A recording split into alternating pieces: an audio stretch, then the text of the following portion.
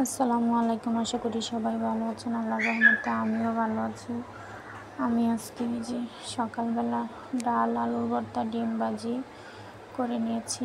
বাচ্চার জন্য ডিম সিদ্ধ করে নিয়েছি। তারপরে এখন এই চুলাতেই গরুর মাংস বসায় দিতেছি, কারণ গ্যাস থাকবে না, গ্যাস চলে যাবে, তাই গরুর মাংসটা বসায় দিতেছি। এই যে বসায় দিলাম।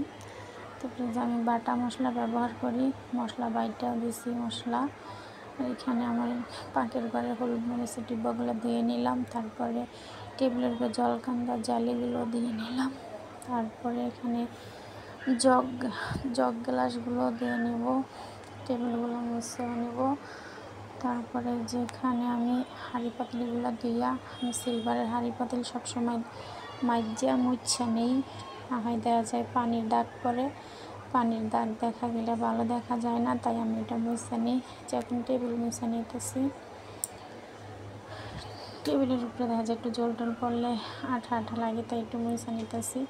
রান্না কমপ্লিট। বাবুর জন্য একটু দুধ জাল দিয়ে নিয়েছি। রেস্টে ছিলাম। লামের আব্বু নিচে গিয়ে যে কাঁঠাল নিয়ে আসছে। আসসালামু আলাইকুম, বাই বাই। চ্যানেলটা সাবস্ক্রাইব করবেন।